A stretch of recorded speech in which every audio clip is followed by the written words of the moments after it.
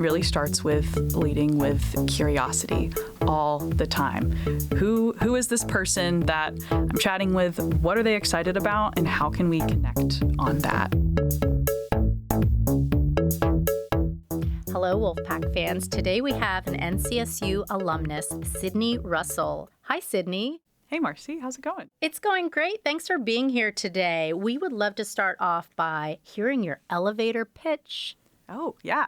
So my name is Sydney. I am a recent NC State grad. I was in the Masters of Higher Ed Administration program, loved it. But before that, I worked as a college advisor, working to increase college access in Henderson, North Carolina, which was a lot of fun. It was a great job. I got to spend every day just talking to students about what they wanted to do with their lives. And if they didn't know, beginning to make a plan with them. And before that, I was in undergrad at Carolina, dare I say it. And I remember when I graduated, I didn't know what I wanted to be when I grew up. All I knew is I wanted to work with good people and work to help people. And I knew I didn't want to go to grad school. So I was wrong about the latter piece, and I'm very glad I was. But yeah, so that's a little about where I got to where I am today, which is I work with an edtech startup.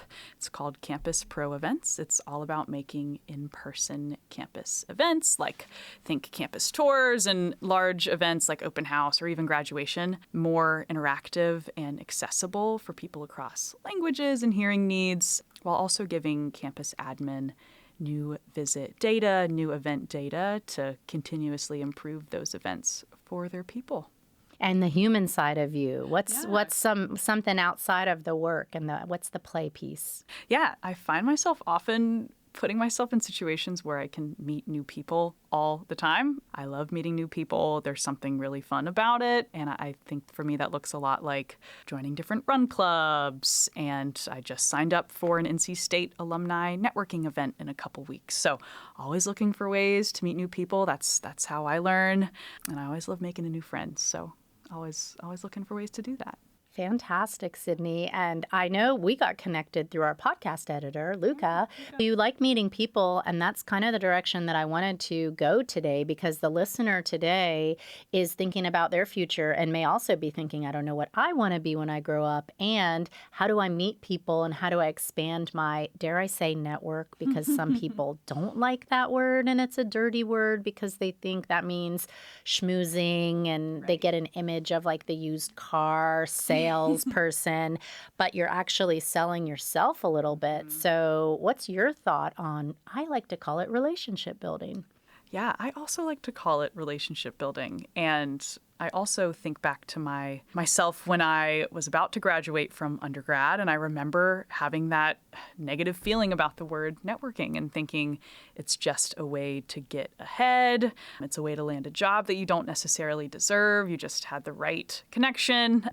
But I think it's definitely not that. And I think where I saw a shift in my own understanding of networking was when I was working as a college advisor, which was in AmeriCorps program. And it's all about helping young professionals both serve their communities, but also figure out what they want to do with their lives. And it was very much designed to be a time for you to learn about what you want and connect with other people. So that's, I think, where it normalized, approaching other people to say, hey, I think what you do is really interesting. Help me learn more about that. And so I carried that into my time at NC State. And I said, you know what? I think it might be pretty helpful if I spent a lot of time meeting with anyone who's open to getting coffee with me or meeting with me for 30 minutes on Zoom, just to learn about what they want, because my grad program was very much an exploratory time where we were encouraged to do that. So I think about networking as transactional when you are really wanting something out of that conversation and it's not just learning about someone. And I think networking is all about building relationships when you are curious about who that person is, what they do, what interests them. And I think the best way to go about that relationship building approach is to figure out early on in a conversation what interests that person, what is common ground that you have, and lean into that, because that is how you build that relationship from scratch and then can go on from there to see if it's a fit for, continuing that relationship or perhaps they have someone else in mind based on what you chatted about to connect you with. That's great. I know when we were doing the pre-show, you and I think, got on a 20-minute tangent about strength training because we both like some downtown Raleigh gyms, and we were talking about that. And that just all of a sudden, it seems so natural because it's a commonality. Yeah. How do you find that commonality when it may be a little intimidating? You're, let's say, sitting in a class and the professor says, come in for office hours, and you're thinking, oh my gosh, I'm going to be just awkward. I don't know what to say. How do you find that commonality? I think it starts with asking a question, asking a pretty basic question like, how's it going? How's your day? What do you have to look forward to? And seeing what gets someone else excited. I think, it really starts with leading with curiosity all the time. Who is this person that I'm chatting with? What are they excited about? And how can we connect on that? That's helpful because that word curiosity is so much different than the contrast that you said, which is transactional. I need something. Please give me an interview. But when you go into it with curiosity, you get this chance just to grow and expand a person and learn from them. And I know I learn every time I talk to people. So what else do you think would be a reason why, if someone's going, I'm already overwhelmed with my classes and I'm so stretched thin, that they should make time to do this? Yeah, I think, everybody's busy. And this is where it comes, networking should be a habit. And it doesn't have to mean, I'm going to have to go to a career fair once a month or some networking event once a month. It's smaller than that because it can look like talking to someone in your class that you don't normally talk to and just getting to know them. Or when you have a club meeting, think about that as in a way, networking experience because you are in the same room as people that you already have common ground with. How can you take advantage of that, right? How can you get to know those people better and build that network now so that you have it for down the line? I mean, I was in a co-ed environmental service fraternity in college, and it was very fun. And a lot of those people are people that I still have relationships now with and can draw some of my close friendships back to people that I met there and, met friends of friends through that community. So I want to dive into that a little bit more with your experience. Can you share a story about a relationship that unexpectedly opened a door or shaped your career direction, and it wasn't really the agenda you went into it with, but it organically happened? Sure. I'll talk about something that I haven't talked about in a little while because it happened a while ago, but I used to babysit for this family growing up, and I tutored for their kids, and it was very fun. And I remember one day when I was, I think, a senior in high school, so I'm going back in time here, the mom said, hey, there's this dude ranch in Wyoming where we went for vacation. It was very fun. And there's a bunch of college kids who are out there working. I really think you should work there.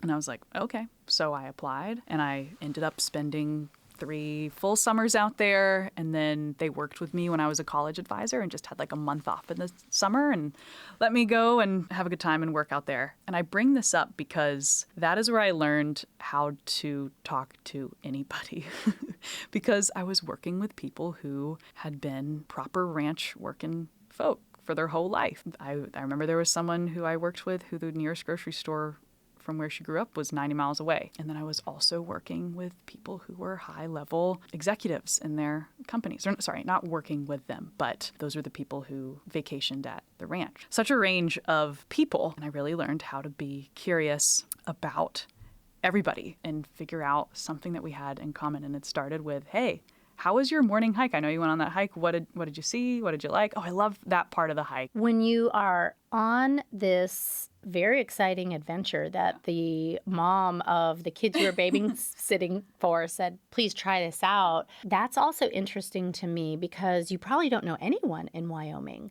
So you're going into it completely solo. That's exciting, but also intimidating. Do you consider yourself an extrovert? And would that be comfortable for you or out of your comfort zone?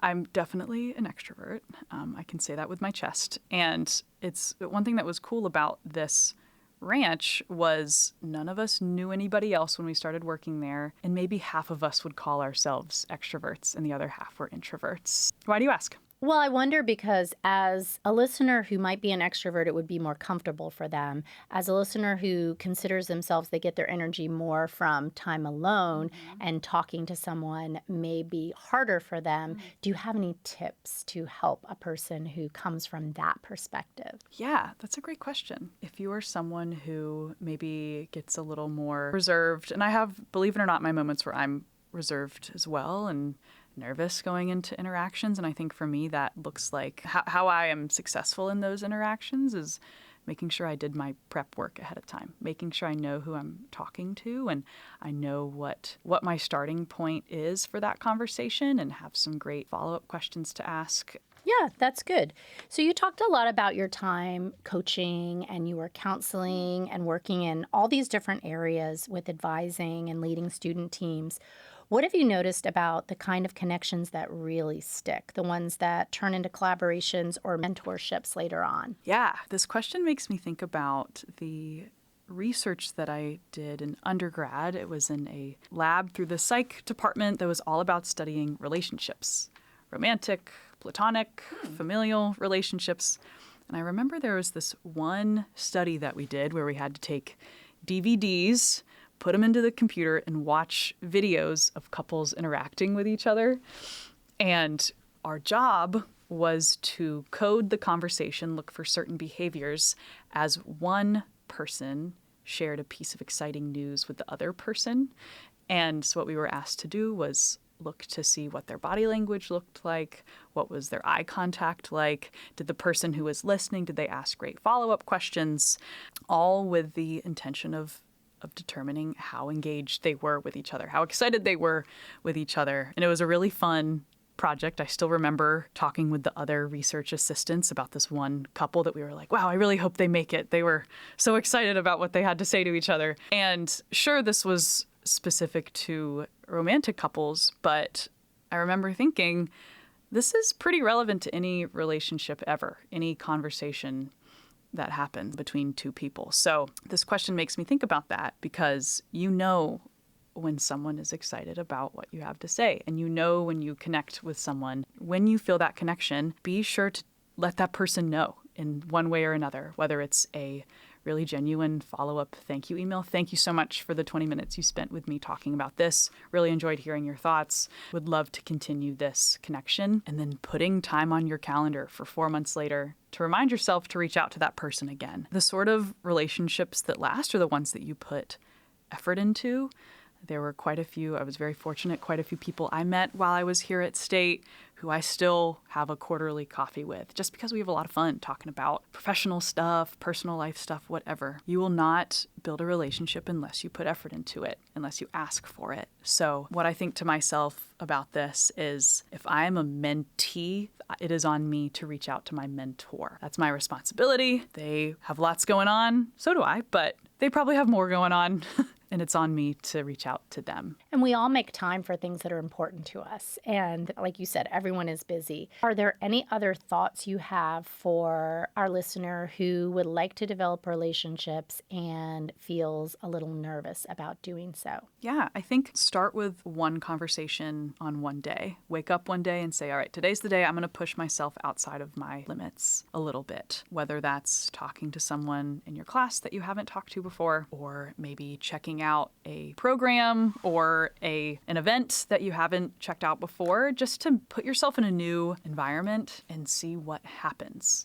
The worst thing that can happen is you don't authentically connect with someone there. And that's not a big loss if you ask me. This is something that I'm thinking about a lot right now as I'm doing some cold calling in my job. So I'm very much doing this all the time, calling someone who probably doesn't want to be bothered by me. But I feel pretty strongly that what I have to share is something that will help them and their students. So I have to remind myself, like, have no fear, just put it out there so they are aware of this option. And the worst they can say is, nope, I'm not interested. And then I say, have a great day. Yeah, because you don't lose anything by that. You can't take it personally. Exactly. And you move on to the next person. And I think if you keep doing it, like odds are good that you'll click in Yes. certain cases. All right, well, let's move into our time machine now. So we're going to go into the year 2035, and Sydney Russell of 2035 hops out of the time machine and sits right next to you today.